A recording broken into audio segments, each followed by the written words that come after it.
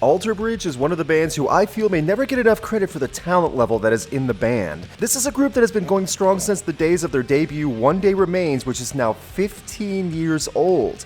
Now in 2019, we have the group's sixth full album, Walk the Sky, continuing their legacy of solo-filled hard rock. As someone who is a big Myles Kennedy fan and who has followed the former Creed members since early junior high, I'm more than familiar with what these four men are capable of. The last time I reviewed an Alter Bridge album in The Last Hero, it was one of my favorites of the year, even if it may have not been the best Alter Bridge album in the impressive catalog. Walk the Sky is being described as a creative high point for Alter Bridge, as said in the album's press release. For a band with two exceptional guitarists and songwriting skills that have permanently nailed down the rock format and music, I have to say my interest was raised when I heard that Alter Bridge was trying to push a bit more creatively. A few months back, we were presented with the first single and the true opening song in Wouldn't You Rather. While sonically a bit lower in key for the guitar tones, this song was still very much what I was expecting for an Alter Bridge single, almost to a fault. It works well, it's a good lyric hook to sing the song title, and when you give Mark Tremonti even a 20-second window, he will make sure to put it to use with the guitar. It's after Wouldn't You Rather that you hear a bit more variety and advertised creativity than the radio singles. In the Deep is a solid track that starts out with breakneck speed but stops quickly and then eases into a good rhythm and progression as it goes on.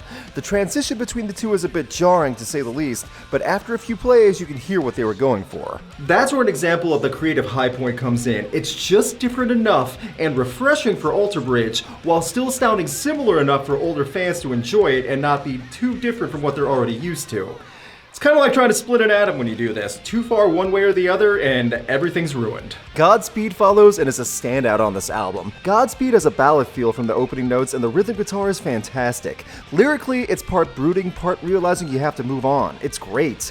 Native Son, after that, has a longer build-up into a chug-along riff, and not slow, but feels like if the speed were picked up just a step, it would make the song excel. Not bad, but not as strong as the previous songs. When I make that comparison, though, I say it because there is truly not that much to complain about when some of the songs like Native Son don't hit as well, but are still fine.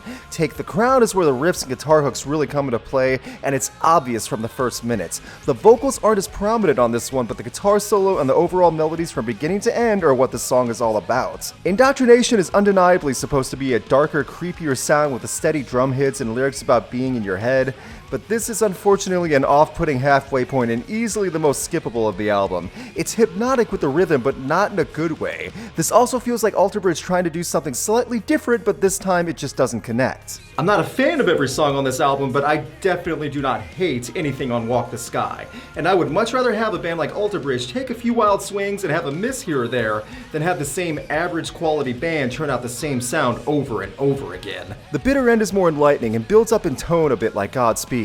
Myles is able to show off his range, which impresses me every time I hear it. It's at this point in the album I realize that Walk the Sky holds up to every other album in their discography. It's another solid release. After breezing past Pay No Mind, which falls into a similar category as Indoctrination, you get to more variety in the gorgeous Forever Falling and its fantastic opening acoustic guitar work, and the entire band cuts loose and tears the roof down as it goes on. This song, Forever Falling, is one of my favorites from the album. You do get another ballad-style song in Walking on the Sky, and that works, but while the album does feel it has some filler in Indoctrinated, Clear Horizon, and Tear Us Apart, there are so many more positive things to say about tracks like Forever Falling, Godspeed, and the near 6-minute closing track, Dying Light. And this closing track, Dying Light, is a song that encompasses all the elements that you've heard in Walk the Sky and serves as a proper album closer. When you listen to an album from beginning to end, you want a big payoff, and that's what Dying Light sounds like. After having Walk the Sky for a while and listening to it all the way through a few times and picking and choosing songs, it's clear where the creativity spikes hit, and for the most part, they really work. I think it's safe to say also that Alter Bridge is a band that puts a lot of these radio rock bands to shame, because here you have four extremely talented men who are not resting on their laurels. This is what Alter Bridge should be known as. Overall, Walk the Sky is both proof of evolution from 15 years ago and is an example of how to use your talents in the best ways to create something personal. The high points in the album far outshine the forgettable ones, and through 14 tracks you are bound to find plenty of those high points. This is just more proof that Myles, Mark, Brian, and Scott are still capable of delivering this deep into their careers.